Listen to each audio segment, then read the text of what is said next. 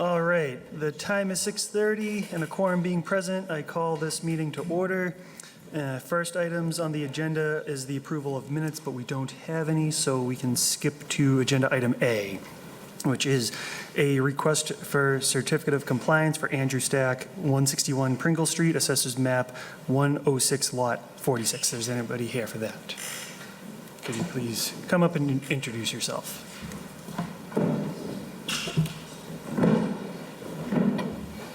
Hi there. Thank you very much for everyone for being here. My name is Eric Monkowitz. I am with VHB. I am a professional engineer, civil engineer in the Commonwealth of Massachusetts, and I am representing the town of Tewksbury, DPW, and engineering department. And could you just walk us through, or the floor is yours at this point. Okay, yeah, so we're looking to get a certificate of compliance on, it was a culvert replacement project in the town of Tewksbury on Pringle Street. The project essentially kind of wrapped up at the end of last year. There was like a couple little punch list items that we kind of addressed the contractor to take care of out there. But essentially, culvert replacement project. There was, temporary impacts to wetlands within the area, and everything was kind of restored in place. Yeah, and we're looking to kind of get certificate of compliance on the project. We've submitted an as-built plan for your review. I've also put together a written statement just saying that the project was built in compliance with the design. There was only one deviation that happened on the plans, happened as part of the construction due to existing utilities that were in the road. There was an existing sewer line and an existing gas line. And we had to adjust the invert of the pipe slightly to avoid those conflicts. But other than that, everything went according to plan. And yeah, this caused some major not traffic issues for the entire town, but like for the residents on the end of that street, like they couldn't go through anything. So I've heard that they're happy that this is all resolved and stuff, so that's very good. Is there anybody else on the commission who has any comments or questions at this time? I'll just say it looks good. Yeah. It's right down the street from my house, so it looks good. All right, if there's no further questions or comments, could I have a motion to approve the request of our certificate of compliance? I'll make that motion. Do I have a second? Second. All those in favor? Aye. Chair votes aye as well. Thank you very much. Thank you very much for your time. Next item is agenda item B, request for certificate of compliance. Jason LaRoque, 215 Marshall Street, Assessors Map 33, Lot 5. Is there anybody here for that?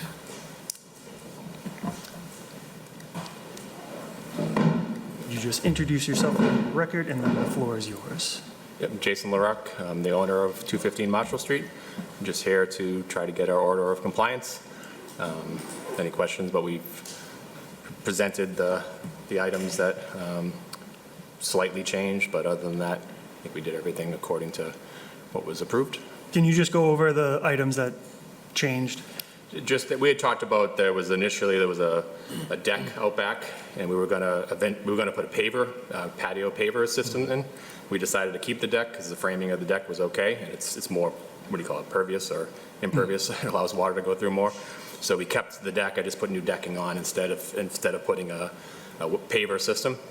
And then there was a little more clearing from some invasives, the glossy buckhorn, bittersweet, multiflora rose, and honeysuckle were the invasives that were in the area that we cleared around we were approved to clear around the garage a little bit. We just cleared a little bit more because of that. That's the general gist of what happened.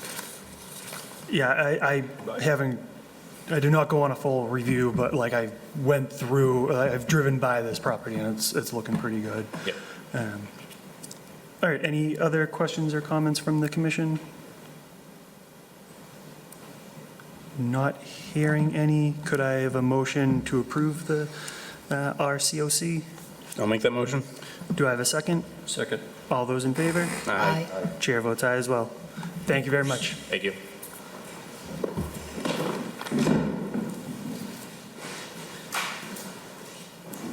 Next item on the agenda is a public hearing, notice of intent, Kevin Carter, 365 East Street, Assessors Map 74, Lot 2. Is there anybody here?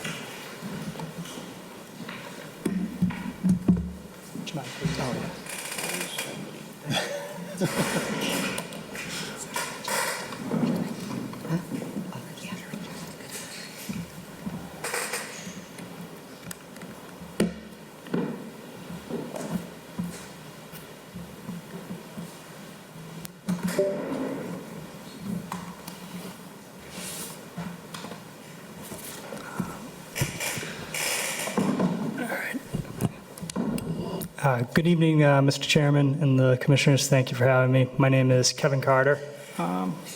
Sorry, this is going a little crazy on the screen. Was working on my laptop earlier, so. Okay.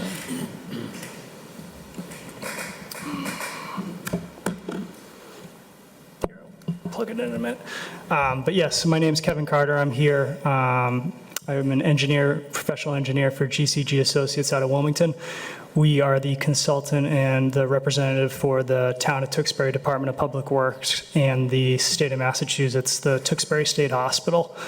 I'm here tonight to present to you the project that we filed a notice of intent for, the water municipal interconnection between the Tewksbury State Hospital and the Town of Tewksbury municipal system.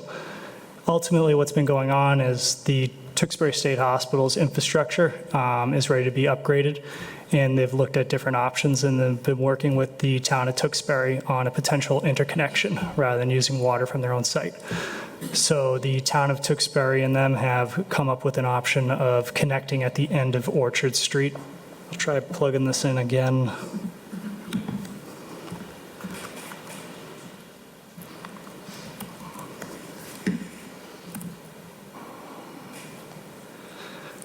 See if that works. Was yours working before, you said? Yeah, I was plugged directly into the computer, but if Okay. you don't have the HDMI port. Okay, do you want me to speak to it? And if there's questions, I can find another Yeah, way. We should have everything you're presenting. You should, yep. Is there a specific PDF that we should be looking at right now? The NOI or? Just the plans are the best bet. I have a printout too, if that's easier for me to bring up. But I can explain to you what's going on. If you want some more details, we can find a way to hook this up. So pretty much the town and the state hospital are looking to, there's an existing 8-inch water main at the end of Orchard Street, right off Main Street. And they're looking to connect the water main at the end of that street, go through a wooded area that involves crossing a intermittent stream and connect to the water towers that are in the back part of the Tewksbury State Hospital. Pretty much going through this wooded area, what we're looking to do and what we're proposing is a 20-foot wide area that would allow us to be able to get the equipment in to install this 8-inch ductile iron water main. We've gone out there and we've located all the trees. Our ultimate goal is to minimize the impact and the amount of trees that we're taking down. We've called for a 20-foot wide path. Realistically, our goal is to keep that less than that and minimize the impact on the landscaping. For the intermittent stream crossing, it's really, I believe Abigail might have been on site with Andrew to observe the flags. It's really about a 2-foot by 2-foot intermittent stream that's really dry most all year. So pretty much what we're proposing is to excavate the materials of the intermittent stream, place them to the side, and then use those materials and put them back in place and as is. The whole intermittent stream crossing, is probably about 10 feet wide just for the excavator to complete the work that needs to be completed, and would take less than a day. Within the buffer zone, we're talking about a couple days worth of work and restoring it to the way that it is. The plans that we submitted show silt socks, erosion control, and a silt fence as well around the intermittent stream. During construction, GCG would make sure that the contractor was completing the work during a dry time, both before and after construction, to allow the erosion control to maximize. Any questions, really, or? No, are you done, or? Yeah, I'm good for it. My biggest question is that, like, which side, I'm assuming you'll be doing most of the work, at least starting from the Tewksbury State Hospital side and avoiding Orchard Street until, like, you're required to access it, I guess. Yeah, so there wouldn't be any equipment stored on Orchard Street or anything like that. You know, with this type of work, there's no material stockpiled at the end of the street or anything like that. The contractor's in charge of, you know, minimizing any disturbance to the public. But ultimately, you know, we'd find the best possible path out there to get across the stream. But it would be dig a trench, put the pipe in, and be done. fill it in. Exactly, and pretty much we backfill as we go, so it's minimal time, you know, that the trench would be excavated and opened, so. Any other questions or comments from the commission? Has this contract already been awarded? It has not, no, so we're in the design phase, and then it will go to public bidding. The contractor will be DCAM certified since it's through the state hospital project. Okay. So have you looked at all their other alternatives not going through the wetlands to upgrade their infrastructure? Yes, so the town and the state have been working for a while before GCG was contracted for this project, and they looked at a lot of different ways to connect. This ultimately is the best from a hydraulic standpoint, to my understanding, and is why the town and the state hospital have selected to go that route. So you weren't part of the preliminary design report or any of the No. aspects of getting to this point, just on board to do the design? Yes, so we're hired by the town at this point. The state hospital has their own their own consultant that has been doing work with their infrastructure from the state standpoint. And I think to Dan's point and concerns with the wetlands is the order of operations. I see you're removing a hydrant. Is there always going to be a hydrant in place before the other one's removed? Make sure that if there is a fire or anything like that, the wetlands are protected? Yep, so we always, you know, if we have to take a hydrant out of service, you know, and that will be part of the project will be, you know, if that hydrant is taken out of service, there'll be bypass set up accordingly to maintain, you know, just in the phasing process of the work to make sure that all residents have access and that fire protection is maintained.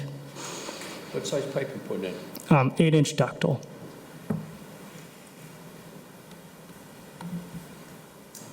All right.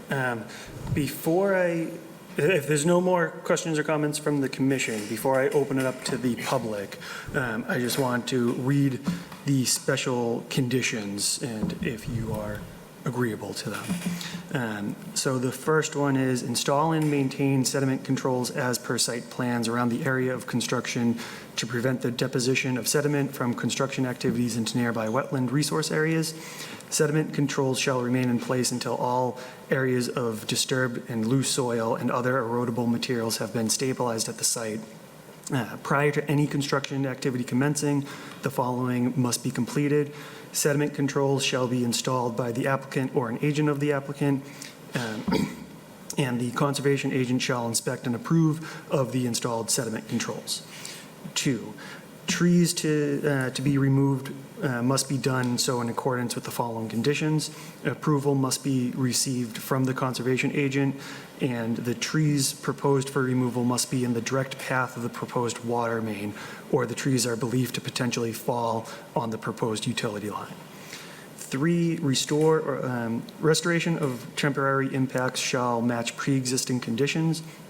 For example, areas that have been maintained as lawn should be restored with loam and grass seed applied as necessary to return impacted areas to their pre-construction condition. Areas that are naturally vegetated should receive loam and seeding, e.g. a native wetland seed mix, as necessary to restore impacted areas to their pre-construction condition. And 4, If not already stated within the notice of intent application, erosion and sediment controls, e.g. 12-inch compost socks, shall be implemented around soil stockpiles stored within Conservation Commission jurisdictional areas, such that runoff from said stockpiles are prevented from adversely affecting nearby wetland resource areas. Any concerns with any of that? Nope, all that works. Can I ask another question, Mr. Chair? So with the erosion and sediment controls, what's the timing of installation and removal? Because you're going through the intermittent stream, and you're obviously planning the work around dry periods. Are those going to remain right before the work's done and removed after? Because there could be rain even if the work's not being done, if those remain weeks before or weeks after. Yeah, we can, we're willing to work with the commission and the agent, on however long you'd like those in there. The work on site will take some time, so that we can leave the erosion control there as things stabilize and everything, Yeah, I just want to impact that stream flow if Yep. if it does rain and there is flow Yeah. going through it. Of course. All right. If there's no more questions or comments, I will open it up to the public. If there's anybody in the public who would like to get up and make a comment, I just ask that you introduce yourself for the record. Give you a few seconds if anybody decides. Not seeing anybody rise, could I have a motion to close the public hearing? I'll make that motion. Do I have a second? Second. All those in favor? Aye. Chair votes aye as well. And for the notice of intent, do I have a motion to approve the notice of intent as discussed at this meeting? I'll make that motion. Do I have a second? Second. All those in favor? Aye. Chair votes aye as well. Thank you very much. Thank you for your time.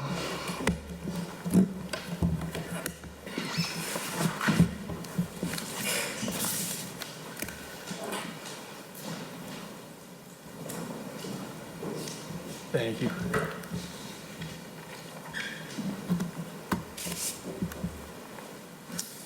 And finally, agenda item D, public hearing, notice of intent, Robert Zwicker, 1628 and 1636 Shawshene Street, Assessors Map 113, lots 2 and 3.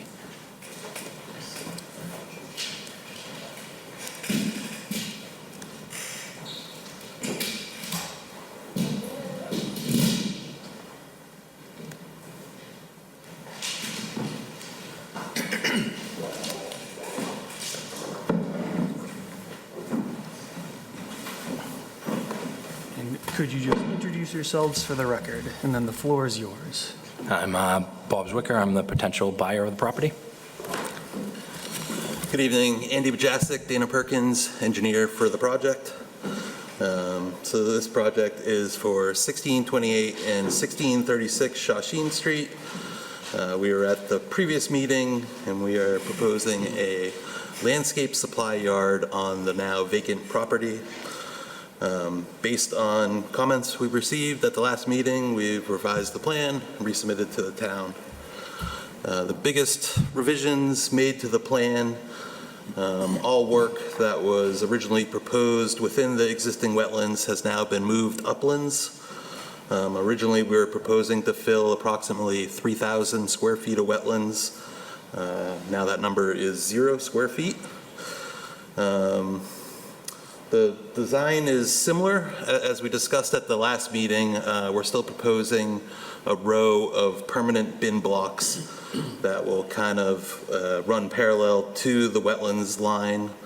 This row of bin blocks is 5 feet uplands of the wetlands line.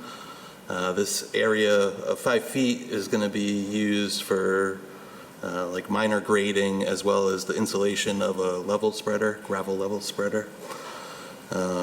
We've also, other revisions, we've rearranged the bin blocks on the property based on some of the comments we received.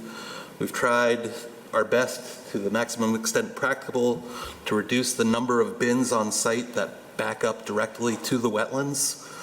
We're trying to utilize the space along the wetlands line for things like truck access on site.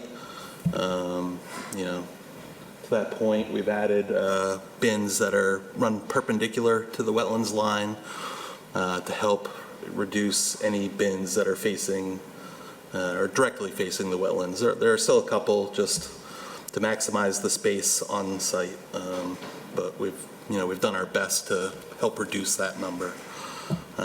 We're still requesting a waiver from the 25-foot no disturb zone. Approximately 40% of the proposed bins fall at least partially within this 25-foot no disturb zone.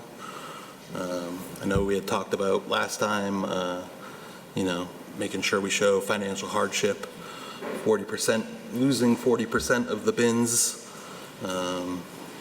is a pretty big hardship for the applicant.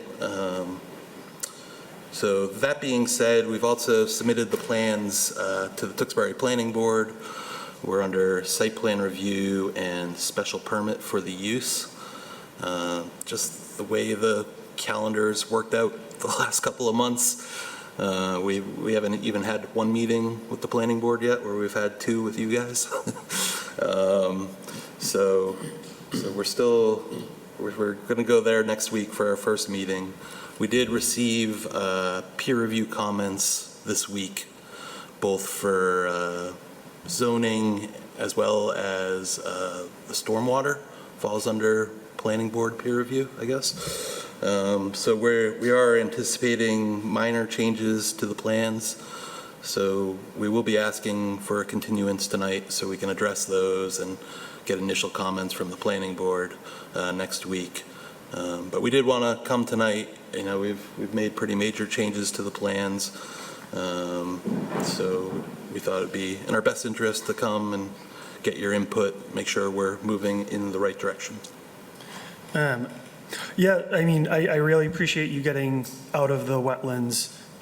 It would be great to see you out of the 25-foot and 50-foot, but I understand the limitations of this property and stuff. My only, the way that the proposed limit of work and the bin blocks are placed, that's right up against the wetlands. So I don't think there's going to be any much, the wetlands probably won't be able to expand much further, but any expansion that does happen, essentially that means it's wetlands and is to be protected and stuff. So if anything fills in, it'd be,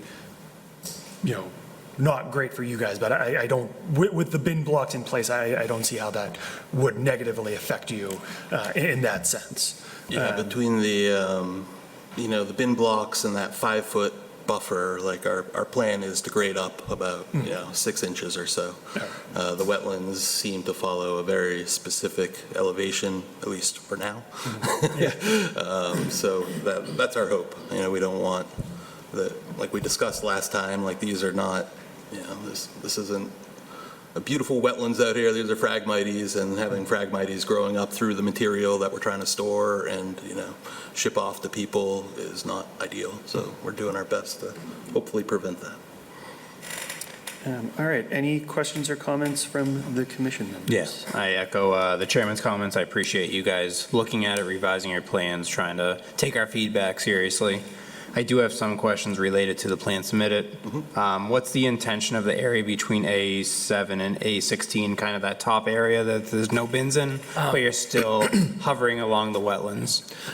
Excuse me. So just the day-to-day operations, as your loading trucks are doing this, you just put a loader there, or it's just some extra space, because we don't just have the products and the machines to load them. There's different things. We do sell rubber mulch. Those come in super sacks on a pallet. So when we get those delivered, we have about 30 pallets full. So a spot like that could be an ideal spot to just kind of tuck them on with a bobcat and the forks and place them there. It's just nice to have the little nooks and crannies, just so that way things aren't in the way of getting hit by a truck or a machine. There's going to be a lot of my questions where you have these nooks and crannies where you're hovering along the wetlands, but there's no bins per se. Correct. And I know a lot of what your initial comments were last time you came was about the bins and storing material in these bins, and it was all about the pins. It wasn't about any of this other material that you're storing on site, so. Yeah. Yeah. So you're still planning outside of where the bins are, storing other material and using that space for different means? Yeah, I mean, like we talked about, the inside walls will move around, and So they depending will, on. so it's not permanent? I No, think you said it was The permanent. outside walls are permanent, aligning the wetlands. Okay, but the Line along bins the can wetlands. still. In here, the interior ones, Okay. those are the ones, when the season, like, the Yeah. springtime's really busy for us, so we have a lot of mulch, so we need those mulch bins, but as soon as mid-June starts to wind down, we'll move those bins down and we store a lot less mulch, you know? So, yeah, so the little nooks and crannies, you just realize, and some, it's just for the swing of the truck, gives it a little more flow, so some of the design of the bins, if you kind of look, you can see some connection to, oh, there's an open spot there to allow that truck to cut the front end and get into where it goes. Okay, makes sense. Then I think I'll just wait for you to answer a lot of the questions TEC. I think I echoed some of those questions that TEC asked. No reason to really ask you now because they will be answered as part of that letter. So I'll kind of defer any further questions since it will be continued to the next meeting. Okay, thank you. Any other questions or comments? Dan, can we ask about the economic hardship piece? Yeah, Is that in believe our so. review? I guess, yeah, we can ask about it. It's just like if there's like that's part of the waiver system is the economic hardship. So, yeah, I think we can ask So that. do you own the land now? I do not own the land now, no, I'm, So there's no economic hardship because you don't own the land. What is the economic hardship to not being able to use, 40% of that land or whatever it was because you don't own it? right, I mean, I guess as a buyer, my economic hardship, I'm trying to secure a property for my business, for the livelihood of what I do and for the family, and to have a place. So it's a spot, it seems like a great spot to run this type of business as far as the zoning goes and stuff like that. It's the type of location that seems they would be okay with it. So it seems like a good fit for me. So, once that comes about, having the adequate space to run the business properly is huge, or it makes it, unfortunately, not the right fit for me. So really, it's just trying to secure that future because, I have nothing if I don't have a place to run it, and that's always been, the nervous part of me running my operations, where I do really do a good job caring about how my yard looks and the cleanliness and kind of trying to upkeep it the best I can, but investing too much money into something that's not mine, there are limitations there. So, it would just be nice to get in, utilize the space and use it properly. That was my next question. You're going to be, I know it's been empty for a few years now, so you'll be sprucing the place up? Oh, absolutely. Yeah. Yeah. And I'm not, No, I understand, and I know you say, well, sure, I could come in and I could end up selling it and whatnot. That's not my intentions. no, I'm sure you, I said, it's funny, you work so long to try to retire, and then you start having kids and you realize, like, wow, I could kind of do this for them and give them something to, carry on with. So, so there's a lot of pride that goes into what I want to do. sure. All right, yeah, I'm just looking at the map of where this is located, and you're not like, I guess you're not directly abutting any, I don't think you're abutting any direct homeowners or anything. No. There's not much residential Yeah. right there. So I think I asked this last time. I just want to confirm. So all the existing sheds, buildings, everything's remaining as is? No, because, I mean, Okay. it's, So it's still going to be doesn't have the best more- look, but there is one that's all concrete. Seems like a nice solid structure, so if it has a good use, I'll keep it, but all the miscellaneous stuff, I want it out of there. And then is the intention to pave the whole entire area? No, definitely not. Nope, not looking to pave it. So there's like an edge of pavement line drawn on this plan set. What's the plan? Is it to get rid of all the pavement, add No, pavement, so it is remove nice all to the have some pavement? solid ground. If down the road I decided to have a little extra space, Yeah. putting things like the white. Yeah, I just wanna make the sure white the plan crushed stone, matches- It would be out of the 100-foot The buffer plan zone. matches the intention of the use space, because there are existing buildings shown, there's edge of pavement, there's a former scale, maybe a demo plan per se, or what the final restoration plan would look Yeah. like. So Would when be you- helpful for our kind of understanding of the space use and how close you get into the wetlands with pavement, concrete, dirt, that type of aspect. Yeah, nothing like anything, if I did decide to do a little paving or anything like Correct. that, it would be near that Yeah, it'd already be nice paved to be area shown, and that's towards the all. house. Yeah, so when you're doing, answering questions, revising this, that's what I would recommend, show which buildings remain, don't remain, pavement, that type of thing. Okay. Just to understand the final aspects, but I know you're working towards the right direction, at least in my opinion, so I appreciate it. I appreciate that as well. Thank you.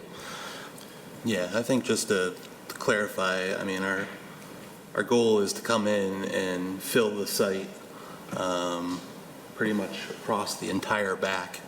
Not a ton of fill, it's about a foot and a half, just to create a better slope across the property, make sure the stormwater is getting to the wetlands, and then we'll be using asphalt millings to provide a hard pack cover.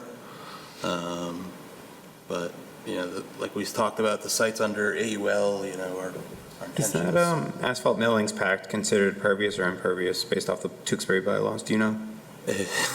No, purpose. Is it? Packed millings? I would say our argument is it's as impervious as what's out there now, which is just a collection of concrete pads that have been broken up over the years, and even where you think there's dirt, it's just all fill made up out of crushed concrete. Yeah, red bricks, So- when they filled it, they got recycled concrete, red brick, and just chunks, big chunks of concrete out It's a there. lot so- of just impervious fill, so the millings are not any more impervious than what's out there now. You're just making sure you have a solid foundation to take trucks in and out. Yes, at 1,000%. Correct. Yes. And it makes it easier to, get the material up. Oh, yeah, absolutely, because you can't be scooping the ground, You want to be scooping the Yeah, contaminated just keeping everything dirt clean. out with it, so that's the general intention for the fill. But all the pavement out front will remain the same. The garage that's there is proposed to stay there. It's in pretty good shape. The house that's there, we're proposing to keep. We're looking at converting that to office. So generally, as you're driving by, it will, for the most part, look the same. Certainly it'll Be spruced up a little bit, but spruced up. structure-wise will look the same. Yeah. The fact that it's being used again helps with that as well, so. It's funny too, because you got MDR, he's got a beautiful looking building there, and they're putting a brand new one up right beside him, correct? And the restaurant, everything in there, what's that? Luna Rose? No, not Luna Rose. Luna Rose, yeah. Oh, yeah, right down Yeah. the street. All right, so this is a public hearing. You're asking us to continue this discussion until the meeting in the future. So the public hearing is currently open. That means if anybody in the public would like to get up and make a comment, I just ask that you introduce yourself for the record, but because we're not closing the notice of intent, we're not going to take any motions on the notice of intent yet. The public hearing will remain open, so there will be additional time, the next meeting, we talk about this for public comment if you don't wish to do that right now. So I'm not closing the public hearing. But if there's no further discussion from the public or from the commission, I will take a motion to continue this to the next available meeting. I'll make that motion. Do I have a second? Second. All those in favor? Aye. Chair votes aye as well. Thank you very much. We Thank you. appreciate you. Do you have you a know. date for that? You said. The next meeting is January 8th, but you're not like, you can contact Abigail to the next time you would like to be on there. We're not going to hold you to that date or anything. Thank you so much, appreciate it. Thank you. Happy holidays.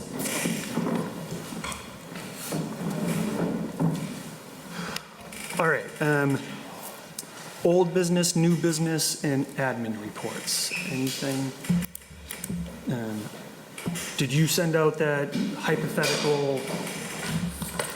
All right, then I will not discuss that further. And I think that's it, so if there's a motion to adjourn. I'll make that motion. Do I have a second? Second. All those in favor? Aye. Chair votes aye as well.